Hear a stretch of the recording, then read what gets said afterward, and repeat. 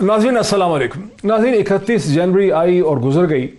वज़ीर आज़म इमरान खान की हुकूमत उधर की उधर ही खड़ी है और पाकिस्तान डेमोक्रेटिक मूवमेंट PDM के तमाम दावे धरे के धरे रह गए हैं। ये और बात है कि सोशल मीडिया पे ये कहा जा रहा है कि PDM की मूवमेंट एक लिहाज से कामयाब हो गई है। वज़ीर आज़म इमरान खान की हुकूमत तो नहीं गई, लेकिन बर्मा में फ़ौज ने ऑंग सांग सूकाई की हुकूमत का खात्मा कर दिया। और वहाँ फ़ौज का कहना यह है कि ऑंग सांग सूकाई ने जो इंतखाबात करवाए थे वो रिग थे, वो सही नहीं थे और दर हकीकत असल इंतखाबात जो हैं वो 1 साल के अंदर करवाए जाएंगे। पाकिस्तान में ये सूरत हाल है कि 2 दिन पहले जब PDM के और PMLN के अहम लीडरान खड़े थे, मीडिया से खड़े होकर एक प्रेस ब्रीफिंग में बात कर रहे थे, तो रिपोर्टर्स ने उन्हें आड़े हाथों लिया और एक के बाद दूसरा जो सवाल था इसी हवाले से था कि आपने तो हुकूमत को गिराना था वज़ीर आज़म के बजाय, अब आप स्पीकर की बात कर रहे हैं। ज़रा सुनिए क्या माहौल था।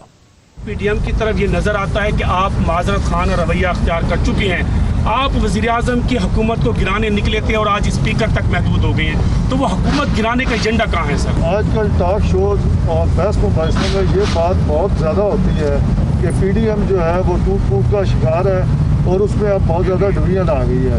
तो आगे जो है सेनेट के इलेक्शंस आ रहे हैं और उसके बाद मौसम भी तब्दील हो रहा है, तो अब आगे जो PDM करने क्या जा रही है ये बताइए। Thank you. हुकूमत गिराने के बारे में और कोई बात आपने देखा कि जब सवालात पूछे गए तो मुश्किल सवालात के जवाब में शाहिद खाकान अब्बासी साहब ने कहा कि कोई और बात करते हैं, कोई और सवाल हमसे पूछ लें। ये वो सूरत हाल है जिसे पाकिस्तान तहरीक इंसाफ के वज़रा, स्पेशल असिस्टेंट्स और हुकूमत के जो नुमाइंदे हैं वो कोई आसानी से जाने नहीं दे रहे हैं। यह के बाद दीगे मिनिस्टर के बाद मिनिस्टर, स्पेशल असिस्टेंट के बाद स्पेशल असिस्टेंट यही सवाल दोहरा रहा है कि 31 जनवरी का क्या हुआ। फवाद चौधरी ने किन अल्फाज में ये बात कही, ज़रा वो भी सुन लेते हैं। कल 31 जनवरी थी और बड़े लोगों के ख्वाब चिकनाचूर हुए हैं। बड़े लोगों का ख्याल था कि पता नहीं मुल्क में क्या इनकलाब आ जाएगा, लेकिन सब लोगों को, मैं तो पहले ही कह रहा था कि सब लोग जो हैं वो अपनी अपनी तनख्वाह में काम करेंगे।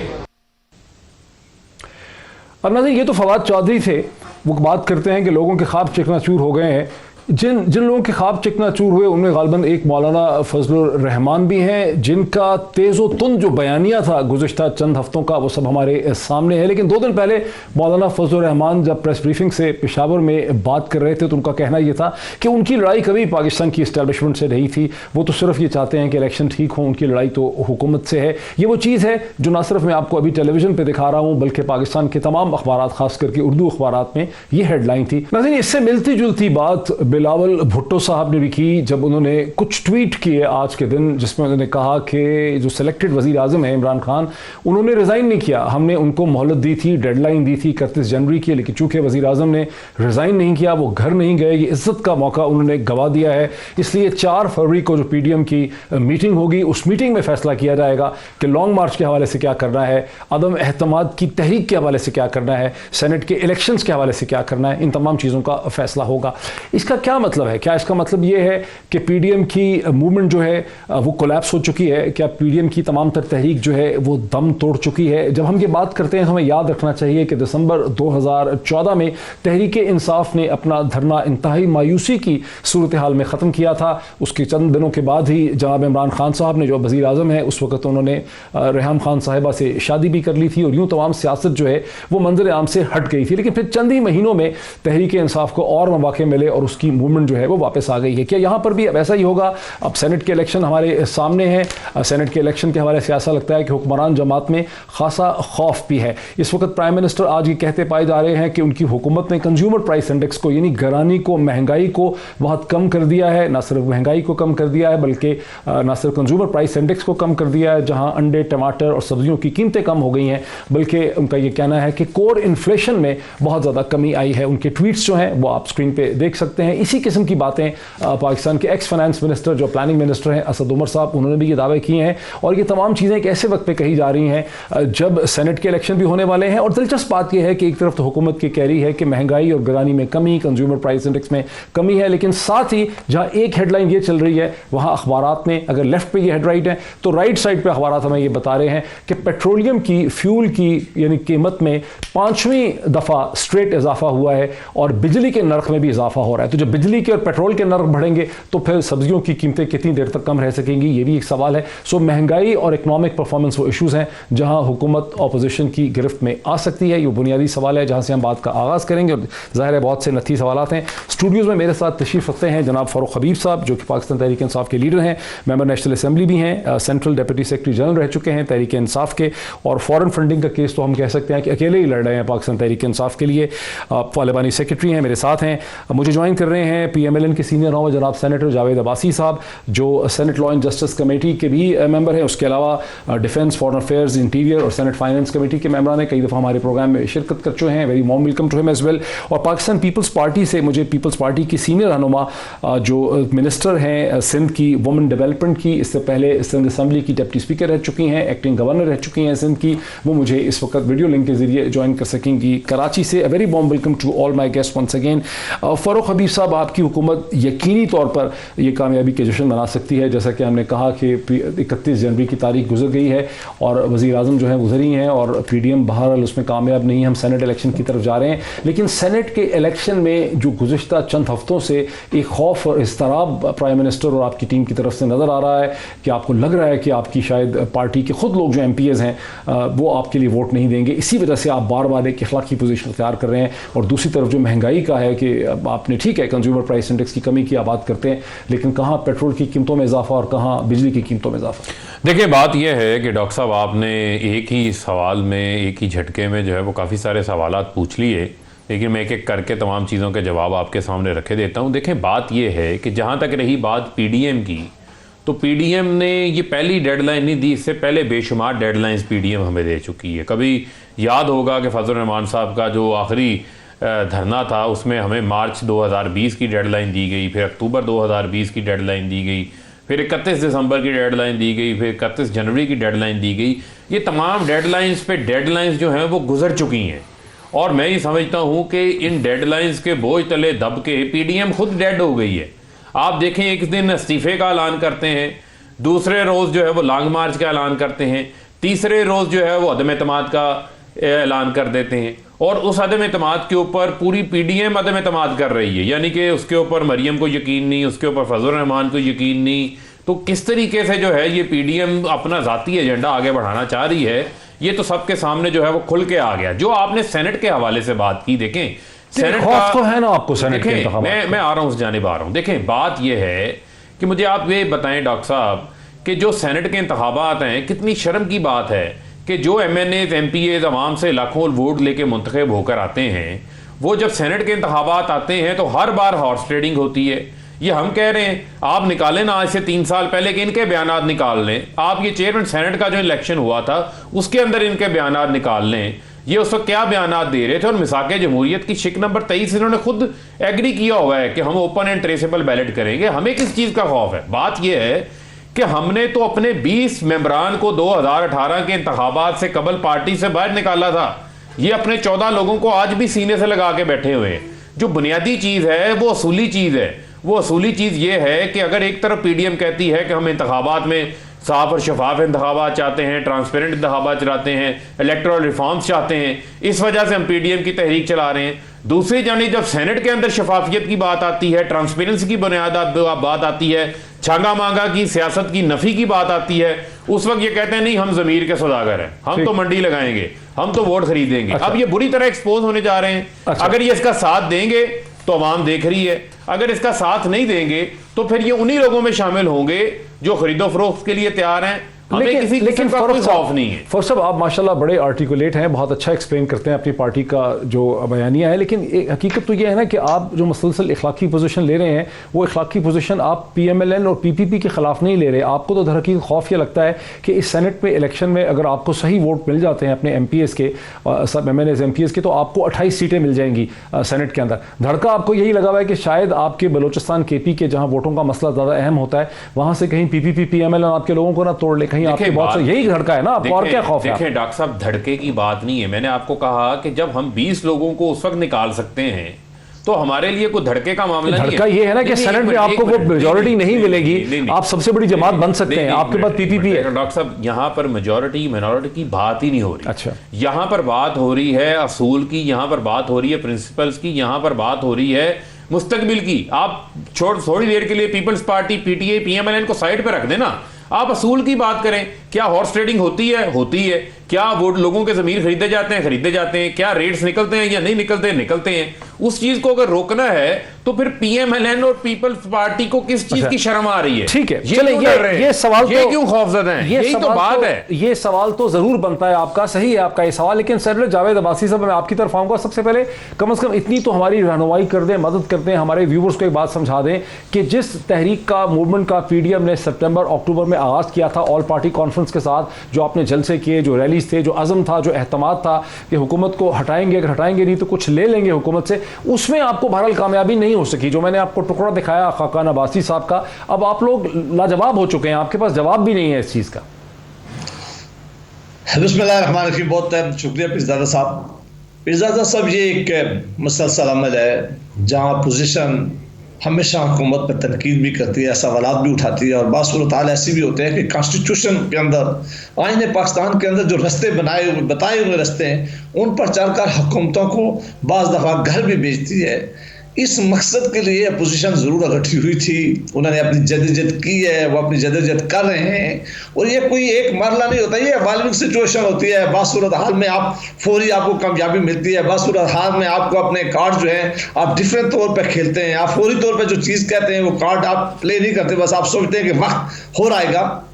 एक मामला ज़रूर हुआ है कि सेनेट ऑफ पाकिस्तान का एक इंप्रेशन शायद चला गया था कि सारी जमातें सेनेट ऑफ पाकिस्तान के इलेक्शन के खिलाफ है। हमने कभी नहीं कहा था कि सेनेट ऑफ पाकिस्तान के जो है उसके इलेक्शन नहीं लड़ेंगे। हमने ये ज़रूर ये बात कही थी कि इससे पहले हमारे पास ऑप्शन है कि हम रिज़ाइन भी कर सकते हैं, ये ऑप्शन भी है कि हम यहाँ आकर जो है लॉन्ग मार्च करें, ये ऑप्शन भी बाद में जरदारी साहब की पार्टी ने, बिलावल भुट्टो साहब ने इसको फ्लोट किया है कि हम वोट ऑफ नो कॉन्फिडेंस करेंगे। ये वो सारे ऑप्शन थे जो मुख्तलिफ औकात में इस्तेमाल करने थे। बहरहाल पीडीएम के प्लेटफॉर्म पर जब बिलावल भुट्टो जरदारी साहब ने कन्विंस कर लिया बाकी लीडरशिप को कि हमें इलेक्शन के लिए जाना चाहिए, ये अपर हाउस है, इसके इलेक्शन को छोड़ना नहीं चाहिए, इस इलेक्शन छोड़ने से नुकसान होगा और शायद अगर हम रिजाइन कर भी दें तो इससे हम अपना वो फ़ायदा ना उठा सकें, तो हमें फिर पॉलिसी अपनी ज़रा बदलनी पड़ी और हम सेनेट के इलेक्शन के लिए सब ने हाँ भर लिया है। लेकिन वो एक मुसलसल जदोजहद है। वो जदोजहद क्यों है जिसकी तरफ आपने पहले निशानदेही की है?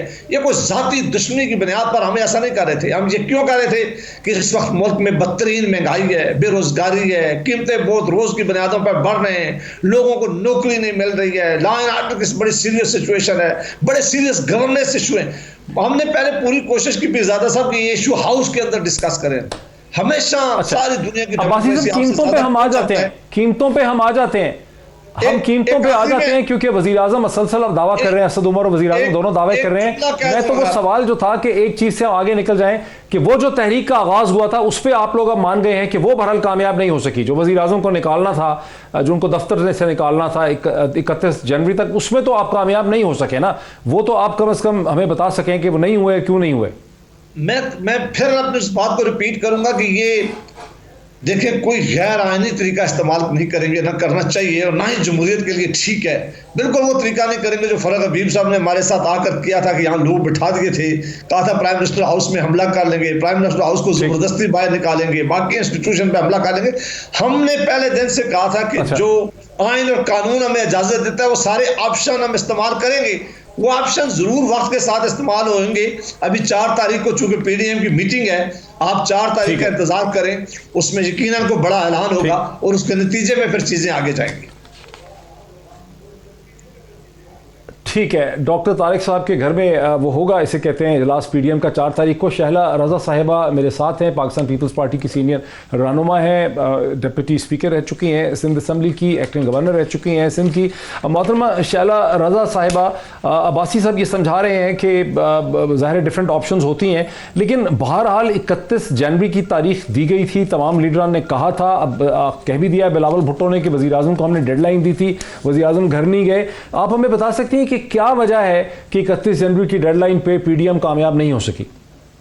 अच्छा, सबसे पहले तो शुक्रिया आपका, बहुत अरसे बाद आपके साथ प्रोग्राम करना नसीब होता है। दूसरी बात यह है कि हमने कभी भी आखिरी एक जद्दोजहद जो है उसको नहीं कहा कि हम सिर्फ ये जलसे कर रहे हैं। हमने कहा जलसे करेंगे, बड़े लेवल के, फिर उसके बाद मुख्तलिफ और जलसे अगर लोग कहेंगे वो करेंगे, फिर अलामती हड़ताल करेंगे, अलामती धरने देंगे। डेडलाइन तो दी थी ना शैला जी, डेडलाइन तो दी थी आपने, डेडलाइंस तो दे रहे थे बार बार। तो जी हमने डेडलाइन दी थी और हमने कहा था कि आप घर चले जाएं। हम नहीं गए, उन्होंने बैठ को हटा दिया वहां पे। कहते हैं कि हुकूमत नहीं गिरी। जनवरी में ही 3 दफा पेट्रोल की प्राइसेस बढ़ा के वो नजरों से इतना गिर गए कि अब उनकी हुकूमत गिरे या न गिरे, अवाम तो पिस गए। हमारी एक जद्दोजहद है जिसके मुख्तलिफ मरहले, और जब कोई जद्दोजहद करता है, क्योंकि पीटीआई ने कभी जद्दोजहद की नहीं, एक धरना लाए जिससे लाके इमरान खान सोने चले गए, अच्छा वज़ीर आला होकर चीजें ले आए। फिर आप जैसे बहुत सारे कुछ हमारे कामरान, शाहिद कामरान जैसे लोग हैं जिन्होंने कहा हम बड़े मजबूत थे कि अवाम नहीं थे, लेकिन हम खाली धरना में इमरान साहब की तकरीरें दिखाते थे, कुछ सच बोल जाते हैं। तो हमने देखा कि आखिर में तो इमरान साहब को मौलाना के कंटेनर में भी जाना पड़ा। तो हम जो है एक जद्दोजहद कर रहे हैं, हमारे साथ मुख्तलिफ पार्टीज हैं, हमने उसके मरहले दिए थे। जब जद्दोजहद की जाती है तो हर मरहले में खून जो है वो गरमाया जाता है। जैसे इमरान अपने आने की जद्दोजहद कर रहे थे तो वो कहते थे जब कोई वजीर आजम बिजली और गैस की कीमतें बढ़ाए तो समझो वो डाकू है, चोर है। जब वो ये कहते थे कि है ना, जब वो जद्दोजहद कर रहे थे तो वो कहते थे मैं किसी से कर्जा नहीं लूंगा, आप सबसे बड़े कर्जू हो गए। तो इसी तरह वो ये कहते थे कि हमारे जमाने में गैस मिलेगी, बिजली मिलेगी, सब वो बातें करते थे ना सारी झूठी, तो वो आपने देख ही ली।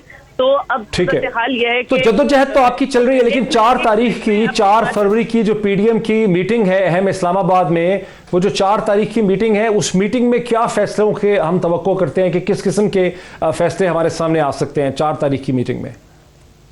तो देखिए, मैंने कहा कि मुख्तलिफ का ऐलान पहले ही हो चुका है। इसमें मराहिल हैं जिनको हम समझते हैं कि वो करेंगे।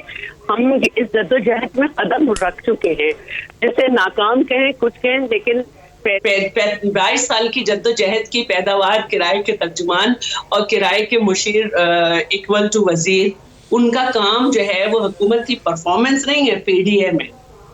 ठीक है, तो हम अगर ये समझते हैं कि हम मर गए हैं तो हम मरे हुए भी 1.25 लाख के, तो हम जो है वो इसके दूसरे मरहले में दाखिल हो रहे हैं। और 9 तारीख को जो है वो जलसा इधर, 5 फरवरी को तो जलसा मुजफ्फराबाद में है, लेकिन 9 को हैदराबाद में है, क्योंकि अवाम की तरफ से बहुत डिमांड थी कि जलसों के सिलसिले को और बढ़ाया जाए। अब हम अवाम की बात पे चलेंगे, क्योंकि हम अवाम के अंगूठों के निशान की तलाश में निकले हैं, हम एम्पायर की उंगली का रास्ता नहीं देख रहे हैं। तो जद्दोजहद कभी भी नाकाम नहीं होती। ये मैं एक जद्दोजहद जो है वो जारी रहेगी। मैं सियासत की अदना से स्टूडेंट हूँ। जद्दोजहद कभी भी कोई नाकाम नहीं होती, वो डेंट जरूर डालती है। मुझे एक ब्रेक लेने दीजिए। मोहतरमा शैला रजा साहिबा का ये कहना है, वो हमें याद दिला रही हैं कि हमारा वो हाथी 1.25 लाख का होता है। वो कहते हैं कि 31 जनवरी की तारीख गुजर गई, लेकिन पीडीएम का हाथी जो है वो अब 1.25 लाख का है। पीडीएम अभी भी 1.25 लाख की है, लाख की नहीं बल्कि 1.25 लाख की है। वो कह रही हैं कि 5 फरवरी का जो जलसा मुजफ्फराबाद में है कश्मीर के हवाले से, उसके बाद 9 फरवरी को हैदराबाद में जलसा होगा। ये जद्दोजहद है, ये जद्दोजहद जो जारी रहेगी, ये जद्दोजहद आगे क्या अचीव कर पाएगी, इस पर मजीद बात करते हैं एक ब्रेक के बाद। नाज़रीन वेलकम बैक। नाज़रीन, इस प्रोग्राम के इब्तदाइये में मैंने कहा था कि 31 जनवरी की तारीख गुजर गई और पीडीएम अपने पहले राउंड में कामयाब नहीं रही अपनी जद्दोजहद में हुकूमत के ख़िलाफ़, इमरान खान की, वज़ीर आज़म इमरान खान के ख़िलाफ़। लेकिन ग़ालिबन इसका मतलब ये नहीं है कि पीडीएम की तहरीक दम तोड़ देगी, क्योंकि उसकी वाज़ेह एग्जाम्पल हमारे सामने है कि दिसंबर 2014 को तहरीक इंसाफ ने खासी मायूसी में अपने धरने 4 माह के धरने का इख्तिताम किया था इस्लामाबाद में, लेकिन फिर चंद ही माह में तहरीक इंसाफ एक बार फिर वापस आ गई थी। और पाकिस्तान की अपोजिशन के सामने पाकिस्तान पीटीआई की हुकूमत की जो इकनॉमिक परफॉर्मेंस है, जो माशी मुश्किलात हैं, जो महंगाई है, वो सब अपोजिशन के लिए एक बहुत बड़ी अपॉर्चुनिटी हो सकती है। आज ही के दिन में वज़ीर आज़म पाकिस्तान ने यह दावा किया कि कंज्यूमर प्राइस इंडेक्स यानी महंगाई और गरानी जो है वो कम आ गई है। मुल्क भर में खैबर पख्तूनख्वा में, दारुल खिलाफा इस्लामाबाद में और पंजाब में सब्जियों की, अंडों की, आलू टमाटर की कीमतों में वाज़े तौर पर कमी देखने में आ रही है। इसी किस्म के मिलते जुलते दावे जो हैं बहुत ही अज़म से उनका मुजाहरा असद उमर साहब ने किया, जो इससे पहले पाकिस्तान के फाइनेंस मिनिस्टर रह चुके हैं, इस वक्त पाकिस्तान के प्लानिंग मिनिस्टर हैं। उनकी ट्वीट्स आप स्क्रीन पे देख सकते हैं। मैं चलता हूं जावेद अब्बासी साहब की तरफ। जावेद अब्बासी साहब, जैसे कि मैंने कहा कि महंगाई जो है वो अपोजिशन के लिए इन्फ्लेशन, महंगाई, इकनॉमिक परफॉर्मेंस बहुत बड़े इश्यूज़ हैं जिनके ज़रिए आप हुकूमत पे हमले कर सकते हैं। लेकिन ऐसा लगता है कि हुकूमत अपनी इकनॉमिक परफॉर्मेंस को भी इम्प्रूव कर रही है। आपने देखा कि वज़ीर आज़म दावा कर रहे हैं महंगाई के हवाले से, गरानी के हवाले से। ये हकीकत है कि पेशावर से लेकर पंजाब के आखिरी बॉर्डर तक सिर्फ सिंध में हमें ज़्यादा महंगाई इस वक्त नज़र आ रही है, वरना अशिया खुर्दोनोश जो हैं उनकी कीमतों में बहुत तेज़ी से कमी आई है। आप क्या कहेंगे इस हवाले से? देखिए पीरज़ादा साहब, सबसे इम्पॉर्टेंट जो इस वक्त थ्रेट है इस हुकूमत के लिए और जब से सबसे ज़्यादा बड़ा इशू है जिसको ये एड्रेस नहीं कर रहे, वो है इस मुल्क की इकानमी जो बड़ी तेज़ी से गिर रही है। आप प्राइसेस देख लें, आप डॉलर देख लें कि इनकी हुकूमत आई तो इन्होंने सबसे पहले डॉलर को कहाँ लेके गए हैं ये। उसके बाद आप देख लें कि इनका ख्याल था कि बाहर से दुनिया की बहुत बड़ी इन्वेस्टमेंट हमारे पास आएगी जब हमारी हुकूमत आएगी, तो आप देख लेंगे वो इन्वेस्टमेंट कितनी आई है। आप देख लें कि जो बिजली और गैस और पेट्रोलियम की कीमतें जो हैं वो हर महीने में किस तरह बढ़ रही हैं कि आज कॉमन मैन के लिए ये बिल अदा करना न सिर्फ नामुमकिन है, मुश्किल हो गया है। इस तरह आप चीनी की प्राइसेस देख लें, आटे की प्राइसेस देख लें, आप दवाइयों की प्राइसेस देख लें, और बहुत बड़े घपले भी दरमियान में हुए हैं। खुद इन्होंने डिटरमिन किया। आप चीनी का क्राइसिस हुआ, उसमें किस लोगों ने पैसा कमाया, कमीशन बनाया गया है, उसकी अभी तक रिपोर्ट सामने नहीं आई है। दवाइयों में खुद प्राइम मिनिस्टर साहब ने न सिर्फ अपना मिनिस्टर हटाया बल्कि उन्होंने कहा कि हर रुपये की करप्शन हुई है, इसका मैं हिसाब लूंगा। फिर आप देख लें कि आटे के मामलात में किस तरह इस मुल्क के साथ ज्यादती हुई है, किस तरह लोगों ने डाके डाले। सेनेटर साहब, इस हफ्ते की सेनेटर साहब पिछले चंद दिनों में तो कंज्यूमर प्राइस इंडेक्स में और सब्जियों की कीमतों में और आलू टमाटर अंडे की कीमतों में, चिकन की कीमतों में वाज़ेह तौर पे कमी देखने में आ रही है, जिसका दावा वज़ीर आज़म भी कर रहे हैं, अगर आप मुझे अलाउ करें, हुकूमत कर रहे हैं, मीडिया भी बता रहा है। ये कीमतें जहां अगर कोई 20 रुपए से 80 रुपया ले गए थे और 20 रुपए से 100 रुपया ले गए, और अगर 5 रुपए या 6 रुपए की कोई कमी हुई तो वो क्या कमी है? आप आम आदमी से जाके पूछें, आप इन मार्केट में बुला के निकलें, आप इन्वेस्टर से जाके पूछें इस मुल्क की, आप इस मुल्क के इंडस्ट्रियलिस्ट से पूछें, आप बिजनेसमैन से आप पूछें जो इनके अपने बिजनेसमैन थे कि मार्केट की क्या हालत और कितनी बड़ी महंगाई है। आम आदमी जिंदगी अपने जो है 2 वक्त के लिए उसकी रोटी खाना उसको इज्जत के साथ उसके लिए नामुमकिन हो गया है। सिर्फ थोड़ी IMF का जो पैसा आया था उससे इन्होंने थोड़ा सा हुकूमती तौर पर गुजारा करने की कोशिश की है। इमरान खान साहब मुसलसल कहा करते थे कि जब मैं आऊंगा तो सबसे पहले गुर्बत का खात्मा करूंगा। फरूख हबीब साहब को जरा जवाब देने दीजिए। एक अगर मैं सवाल पूछ लूं, फरूख हबीब साहब को जवाब देने दीजिए। फरूख हबीब जी जी जी प्लीज पूछिए। मैं फरूख हबीब साहब से ये कह रहा हूं कि हमारा आपसे सिर्फ जितनी आप रोज प्राइम मिनिस्टर साहब अपने तर्जुमानों को बुलाकर मीटिंग करते हैं, जो आप मीडिया के लोगों से मीटिंग करते हैं और उनको ये टास्क देते हैं कि अपोजिशन के लोगों को आपने किस तरह लेना है, किस तरह इनको बोतान लगाने हैं, किस तरह इनकी पगड़ियां उछालनी है, इससे आधा टाइम भी अगर ये इस मुल्क की इकानमी के ऊपर दें, एक अपनी इकानमी जो अपनी टीम है उससे मिलें, उसके साथ बैठें, तो मुमकिन है बेहतरी आ सके। लेकिन जो ऑन इंडेक्स बता रही है, जो हालात बता रहे हैं, ये बहुत खौफनाक है पीरज़ादा साहब। फरूख हबीब साहब, देखिए बात यह है डॉक्टर साहब, इनको क्या इकानमी का पता होगा? इनका इकानमी का तो जो सागदार हैं, इनकी इकानमी का ये हाल था कि वो अपनी दौरे हुकूमत के दौरान शायद खाकान अब्बासी के जहाज से मुल्क से फरार हो गए थे। ये आज हमें इकानमी की बातें करते हैं। मैं आपके सामने रख देता हूँ फिगर्स, उनको ये चैलेंज करता हूँ जुटला के दिखाएं कि जो इस मुल्क की एक्सपोर्ट्स थी वो डिक्लाइन में गई हैं इनके दौरे हुकूमत में। बांग्लादेश की एक्सपोर्ट्स 2013 में 22 अरब थी, वो 2018 में 40 अरब पे चले गई। ये 2018 में 22 अरब की एक्सपोर्ट्स को पाकिस्तान की 20 अरब पे ले आए। एक्सपोर्ट्स इनकी ग्रोथ नेगेटिव थी, एग्रीकल्चर ग्रोथ इनकी नेगेटिव थी। आज जो सिर्फ एक माह के अंदर सुन मानते नहीं है, आज सुन, मैं आपको बताता हूँ, मैं आ रहा हूँ। आज एक माह में अगर आप देखें, एक माह में 14% जो है वो एक्सपोर्ट्स में इजाफा हुआ। मुसलसल 5 महीने हो गए हैं कि जो पिछले 60 साल का रिकॉर्ड है कि मुसलसल $2 अरब से जो है वो पाकिस्तान की एक्सपोर्ट्स आगे बढ़ रही हैं। रेमिटेंसेस पाकिस्तान के अंदर बढ़ रही हैं। आप देखें पाकिस्तान के अंदर लार्ज स्केल मैन्युफैक्चरिंग जो इंडस्ट्रियलाइजेशन है उनके अंदर इजाफा हो रहा है। आप ये देखें कि किस तरीके से स्टॉक एक्सचेंज 16 साल ट्रेडिंग का हजम का रिकॉर्ड तोड़ दिया उन्होंने जो ट्रेडिंग के अंदर 13 साल उन्होंने जो कैश के अंदर जो उनकी ट्रेडिंग के अंदर उसका रिकॉर्ड उन्होंने तोड़ दिया पकड़ के। ये क्या बातें करते हैं, प्राइसेस की बातें करते हैं। प्राइसेस मेरे सामने पड़ी हैं, मैं आपके सामने हाउस होल्ड की, ये कहते हैं थोड़ी सी कीमत हुई, प्याज 40 रुपए किलो से 20 रुपए किलो आ गया, 46% कमी। टमाटर 40 रुपए से 12 रुपए किलो आ गया, 60% कमी। आलू जो है वो 23 रुपए से 19 रुपए किलो पे आ गया। अदरक 340 से 210 रुपए किलो पे आ गया, 37% कमी है। जो सब्ज मिर्चें हैं 160 से 120% पे आ गई, 25% कमी है।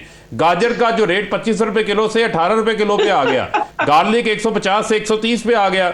मटर 45 से 20% पे आ गया। ये कैसे हुआ? ये तमाम चीजें अशियाए खुर्दोनोश हैं। कैसे हुआ? जो देखें बात ये है, हुकूमत ने सप्लाईज को बेहतर किया, जो रसद थी, जो डिमांड थी उसको पूरा किया। कोविड के दौरान आपको पता है कि हालात जो हैं वो नॉर्मल नहीं थे, उस दौरान बहुत सारी चीज़ों की हमें शॉर्टेजेस का भी सामना था। हुकूमत ने, वज़ीर आज़म साहब ने इसके ऊपर काबू पाया। अब देखें आप जो पेट्रोलियम की ये बात करते हैं, पेट्रोलियम की मुसलसल कीमतें डॉक्टर साहब अगस्त से लेकर अब तक राइज के ऊपर है। आज $58 पर बैरल के ऊपर तेल बिक रहा है। हुकूमत ने 8 रुपए टैक्सेस कम किए हैं पेट्रोल पे। ओगरा ने 12 रुपए की तजवीज दी थी, हमने 2 रुपए का बोझ डाला। इसी पे मैं बड़ा आपको एक्सप्लेन करना चाहता हूँ, बिजली की बात करते हैं। यहीं पे एक सवाल है, यहीं पे एक सवाल आपका है कि ये सही है कि कंज्यूमर प्राइस इंडेक्सेस में कमी हुई है। ये और बात है कि दुकानदार हमें ये बता रहे हैं कि इसलिए हुआ है कि जो फ्रेश क्रॉप है वो मार्केट में आ गई है। लेकिन अगर आप देखें कि अखबारों में जहां एक तरफ हेडलाइन लगी है और वो सही है कि कंज्यूमर प्राइस इंडेक्स में कमी आई है, अंडे, आलू, टमाटर, सब्जियों में कमी आई है, उसके साथ ही जब पेट्रोल की कीमतों में भी इजाफा हुआ है और बिजली के नर्ख में भी इजाफा हुआ है, तो इसका मतलब है कि बहुत जल्दी ये चीजें दोबारा ऊपर चली जाएंगी। आपके सामने दोनों चीजें रखने लगा हूं। देखें, हमें कौम से सच बोलना चाहिए। आप सच बोलें, हम सच बताएं लोगों को कि जो तेल की कीमतें हैं उसका आलमी मंडी से ताल्लुक है, उसका हम कंट्रोल नहीं कर सकते। ये जो हम पे तनकीद करते हैं, ये बताएं ना, अपने 5 साल दौर में इन्होंने कितने कुएं तेल के निकाले, कितने गैस के निकाले। एक मिनट डॉक्टर साहब, एक सवाल और ले लें, कितने कुएं निकाले? इनका ध्यान किस तरफ था कि एक शुगर मिल थी, ओमनी ग्रुप की 11 बना दी। इनका ध्यान था जाली अकाउंट्स की तरफ, इनका ध्यान था मनी लॉन्ड्रिंग की तरफ, इनका ध्यान था पापड़ वाले के अकाउंट में पैसे डालने के ऊपर, इनका ध्यान था 14 अरब रुपए की गंदम चूहे खा गए। और खुदा का खौफ करो यार, 14 अरब रुपए की गंदम चूहे खा के दलेर बनो को हम खा गए। अयान अली लूट के ले गई, कौन ले गया? बात को जवाब तो पेश करें ना। रज़ा साहब, आपका ध्यान किस तरफ था? मैं ये बात कहना चाहती हूँ पहले से कि ऑनरेबल कोर्ट्स ने अयान अली को भेजा है। आप उनसे पूछें क्यों जाने दिया, आपकी नजरों में वो चोर थी, ठीक है। सेकंड ये कि ये बिल्कुल ऐसा तबसरा इन्होंने किया है कि रावी चैन चैन लिख रहा है जैसे कि ये तबसरा किया जा रहा है पेट्रोल की कीमतें जो बढ़ी हैं उस पर ये तबसरा भी कुछ मनपसंद लोग कर रहे हैं, गजब किस्म का, अजब किस्म का, कि पेट्रोल की कीमतें इतनी बार बार बढ़ाई जा रही हैं ताकि लोग कम खर्च करें और पैसा बचे जो, तो उससे हम जो है वो कर्जा उतारें। ऐसे भी हैं कुछ लोग, अजब तरह की बातें करते हैं, गजब तरह के तबसरे करते हैं। तो ये इस तरह की बात है। आप इस बात को हमारे प्रोग्राम में नहीं डिस्कस करें, आप सिर्फ माइक उठा के भेजते और आवाम से पूछते कि जी किसी चीज में कमी आई है, तो फिर वो इनको जवाब मिलता कि जो इनकी कीमतें हैं उससे तो यूटिलिटी स्टोर पे भी नहीं मिल रहा है इनकी चीजें। तो परसों के अखबार में था कि 0.52% महंगाई बढ़ी है और 18 आइटम। लेकिन शहला रजा साहिबा, मीडिया रिपोर्ट से ये पता चल रहा है कि जहां अंडे, आलू, टमाटर की कमी में पेशावर से लेके पंजाब तक कमी हुई है, वहां कराची में और सिंध में अशाए खुर्दोनोश जो है वो महंगी हैं और उनकी सप्लाई नहीं है सूबा सिंध के अंदर। वहां पे अंडे, आलू, टमाटर महंगे हैं पंजाब के मुकाबले में, खैबर पख्तूनख्वा से और सेंटर से। ये तो चल रहा है मीडिया की रिपोर्ट से। मैं एक बात कहना चाहती हूँ, पहले तो इनको ये बता दूं कि ये परसों का, ये शायद कल का अखबार है, 0.52% महंगाई बढ़ी है और 18 अशिया की कीमतें बढ़ी हैं। और ये भी मैं आपको जवाब दे रही हूँ कि ये अपने यहाँ की प्राइसेस देते हैं लोअर मार्केट की, और जब ये सिंध की प्राइस डिस्कस करते हैं तो ये फिर बड़ी मार्केट की प्राइस उठाते हैं, जैसे जो बड़े आगाज सुपर स्टोर हैं या इसके। ये एक बात हमेशा से है। और दूसरे मैं इनको ये कहना चाहती हूँ कि असद उमर साहब किधर है, इफेक्टिवनेस नहीं, जो बताया करते थे कि पेट्रोल की कीमत ये होनी चाहिए, एलपीजी की ये होनी चाहिए, मिट्टी के तेल की ये होनी चाहिए, वो कहाँ है?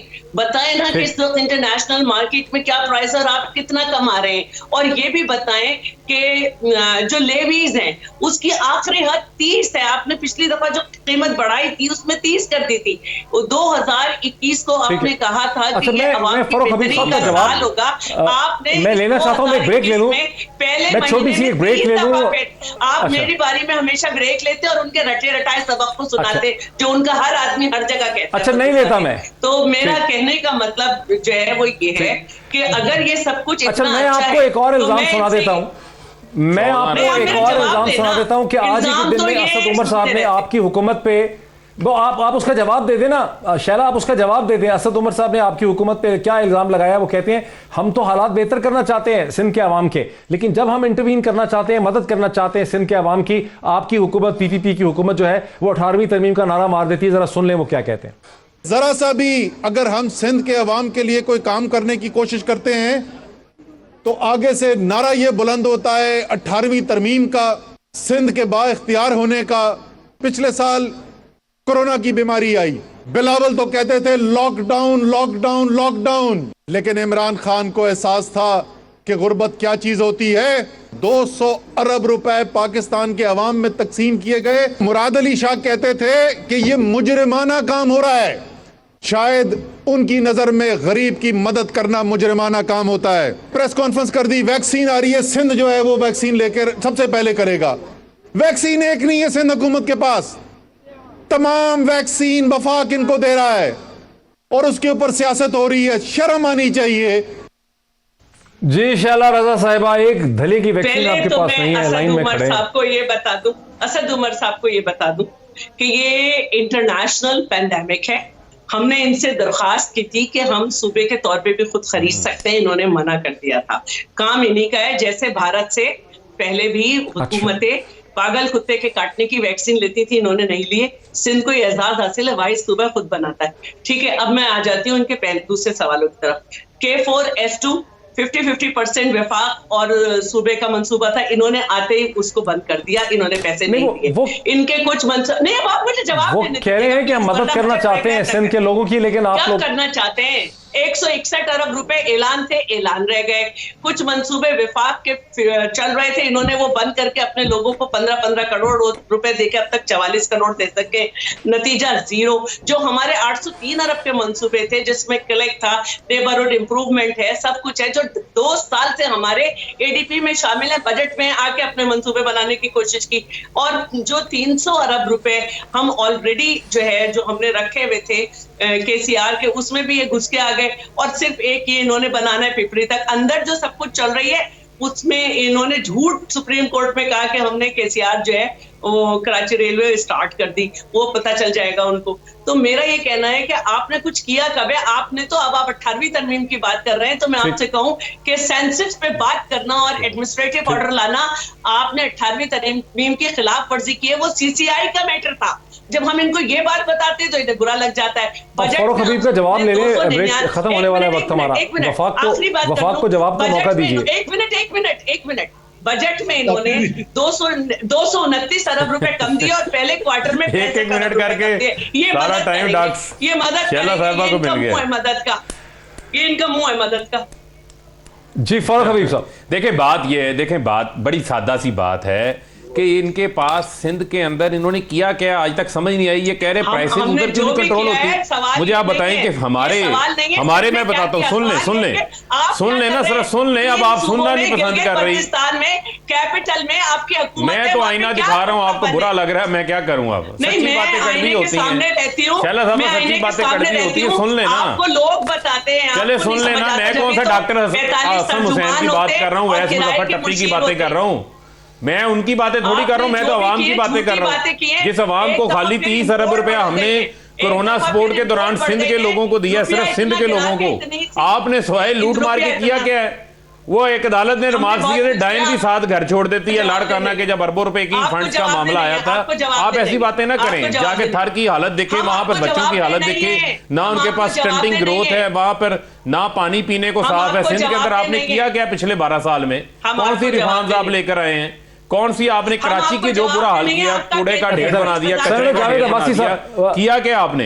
देखें डॉक्टर साहब, मुझे जरा बोलने दें, मुझे सिर्फ बोलने देखें। जावेद अब्बासी साहब, सिर्फ मैं सादा सी बात आपको करना चाहता हूं कि इनकी हुकूमतों की जो तवज्जो रही है, वो सिर्फ तवज्जो रही है कब्जा माफियाज की सरपरस्ती करना, चाहे वो लाहौर का खोखर ग्रुप हो, चाहे वो कराची के ग्रुप्स हो। जहां देखेंगे आपको इनके कब्जा माफियाज नजर आएंगे, जो इनके एटीएम्स हैं, जिनको ये प्रमोट करते रहे हैं, और इन्होंने इसके अलावा और कोई कल्चर प्रमोट ही नहीं किया। इस मुल्क के अंदर करप्शन की पार्टनरशिप पीपल्स पार्टी और नून लीग ने कायम की है। नून लीग का एक जवाब जिससे अवाम बुरी तरह मुतासिर। जावेद अब्बासी साहब, आपके 30 सेकंड खत्म होने लगा है। बिल्कुल लास्ट वर्ड। अभी भी बोल रहे हैं, जावेद अब्बासी की बारी नहीं आई।